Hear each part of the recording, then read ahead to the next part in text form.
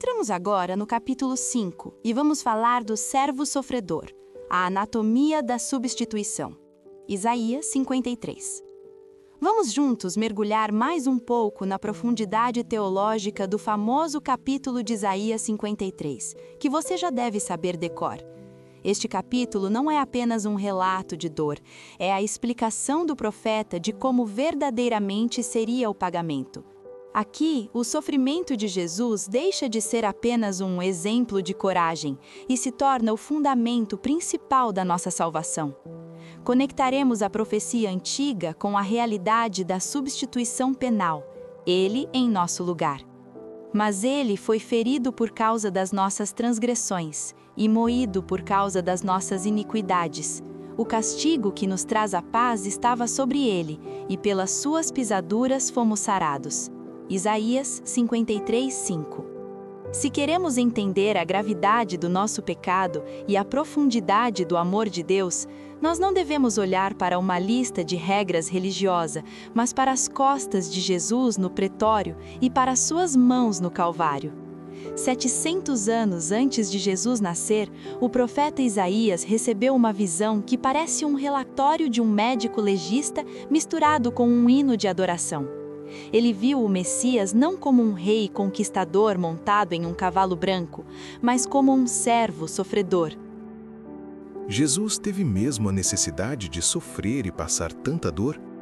Muitas pessoas perguntam, e talvez você também, Deus não poderia simplesmente perdoar por decreto, porque o sangue e a dor eram necessários? A resposta reside na santidade e na justiça de Deus. O pecado não é um erro leve, é uma dívida infinita contra um Deus infinito.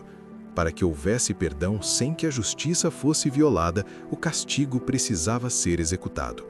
O sofrimento de Jesus foi necessário porque a nossa dívida era totalmente impagável. Ele não sofreu para nos dar um exemplo de como ser bonzinhos. Ele sofreu para absorver a ira fulminante que estava destinada a nós. O significado de ser moído. Isaías usa uma palavra devastadora, moído, no hebraico daka. Esta palavra, também descrita nas páginas atrás do capítulo anterior, descreve algo que é esmagado até ser reduzido a pó. Jesus foi moído em sua honra, pelas cusparadas e zombarias. Jesus foi moído em seu corpo, pelos chicotes de pontas de chumbo e pelos cravos. Jesus foi moído em sua alma, pelo peso dos pecados de todos os homens de todos os tempos. Imagine o peso de cada mentira, cada assassinato, cada adultério e cada traição da humanidade sendo depositado sobre os ombros de um só homem. Foi esse peso que o moeu. Ele foi o trigo de Deus sendo triturado para se tornar o pão da vida para nós. A substituição penal. O grande intercâmbio na cruz. Aqui está o coração do sacrifício, o grande intercâmbio na cruz. O centro do sangramento e o dia em que o inocente se fez culpado por nós. É tudo sobre Jesus levando nossa dor e nos dando sua paz por meio da substituição. Observe a troca de lugares descrita por Isaías.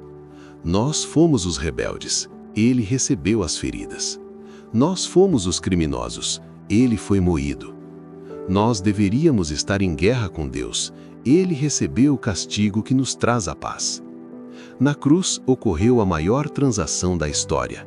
Jesus recebeu o que era nosso, o castigo e a culpa, para que pudéssemos receber o que era dele e da parte dele, tudo o que ele é, a paz e a justiça.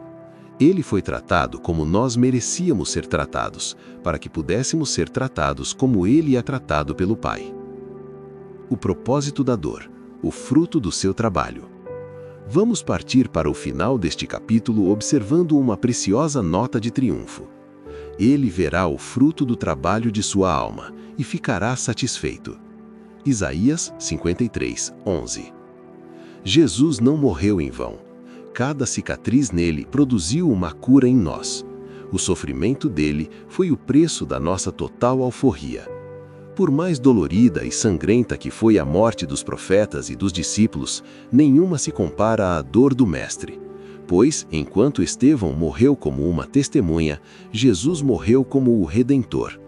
Estevão deu o seu sangue por Cristo, mas Jesus deu o seu sangue pela humanidade.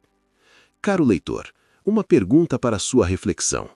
Se o próprio Deus não evitou o sofrimento para realizar o maior bem do universo, a salvação, você ainda acredita que o sofrimento na sua vida é um sinal de que Deus te esqueceu?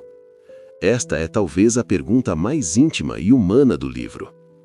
Enquanto neste capítulo nós tratamos da teologia da substituição, Isaías 53, agora no capítulo 6 vamos focar na psicologia da submissão, pois, no Getsêmani, descobrimos que a fé não é um estado de anestesia emocional, mas a decisão de obedecer, mesmo quando a alma está cheia de tristeza até a morte.